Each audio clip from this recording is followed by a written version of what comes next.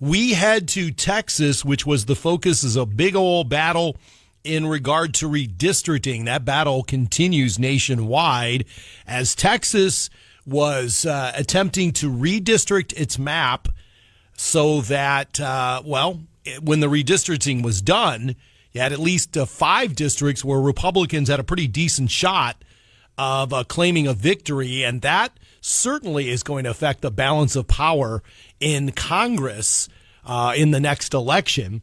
Now, Garrett Fulce, who's on the line with me, is the host of Seeing Red, a Texas politics podcast, and he says, you know what? What went on in Texas has some real nationwide implications. Garrett is on the Davison Family Dentistry Newsmaker line this morning. And Garrett, welcome to WHO Radio. Good morning.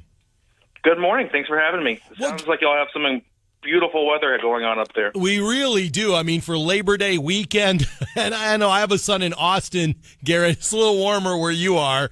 We're gonna have temperatures in the 70s, and you can probably still catch a flight up here, Garrett, if you'd like to. You're entirely welcome. Give me your Texas perspective on this. Did the Republicans or the Democrats ultimately win this walkout fight? Oh, clearly the Republicans did. Now let's not split hairs here. Democrats did raise a lot of money. They brought up, they got a lot of media attention. They got their fundraising pitches out. They're going to make some money. But Democrats have never had a problem raising money in Texas or from out of state for Texas. Beto has raised probably over $1 billion with all of his races, and brought that money and put it into infrastructure in Texas. But Democrats keep losing because they have a terrible message. And ultimately, at the end of the day, we drew the new maps. We're going to have 5 new seats that are most likely going to be Republican, and that's going to change the balance of power in Washington. Well, that's it, Garrett. One of the things you're bringing to people's attention in your podcast is that this Texas fight really has nationwide implications.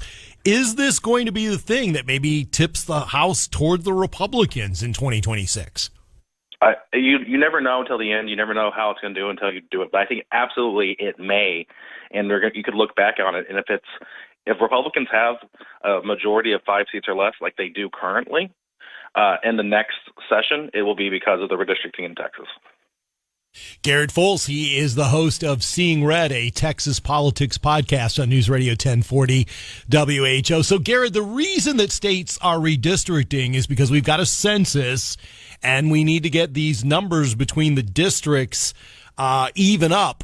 At the same time, talk to me about the legal and constitutional stakes here of this mid-decade redistricting that we're seeing going on. Well, Texas did this in 2003. People of a certain age may remember that big fight. Democrats did the same thing. They fled the state. That time they just went to Oklahoma and New Mexico. But they fled the state.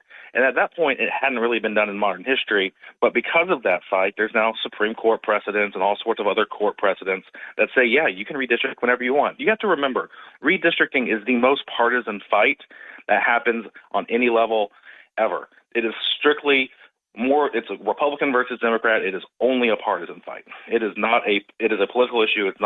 It's just pure partisanship. Unlike, pro-life or guns or whatever, where you might end up having some mixed opinions on either side of the aisle. When it comes to redistricting, this is good for Republicans, this is bad for Democrats. It's a zero-sum game. So, the constitutionality is constitutional. Is it legal? 100% it's legal. So as long as the power is vested in the state legislature to redistrict, they can redistrict whenever they want to. Well, and Garrett, a lot of Republicans have been pointing out, due to the nationwide publicity over what's going on in Texas, that this has been going on in Democrat states as well. So what do you think is the lesson that this Texas fight provides to other states? I think the big lesson is that we should start pushing back on the Democrats already gerrymandered. The Democrats gerrymandering. Let's look at what the Democrats are able to do. In Maryland, there are 8 congressional seats. They have 1 Republican. Massachusetts has 9. They have 0 Republican congressional. The percentages in California, New York, and Illinois are all far less than the percentage of the vote, and compared to Texas, of what their proportion should be. These are all states that have already gerrymandered. So when we look at this fight in Texas kicking off a redistricting war, Republicans have a lot more to go and grab than Democrats do. So we need to keep fighting the fight and fighting it the way the Democrats have been fighting it, and not let them win the narrative on the shows like this or anywhere that somehow Republicans are doing something that Democrats haven't already done. And just remind people this is a partisan fight. People still get to go vote. And if they don't like it, and, people would say, oh, you've redistricted, they can still change the outcomes of statewide elections because you can't redistrict a state, and you can impact redistricting at that level regardless.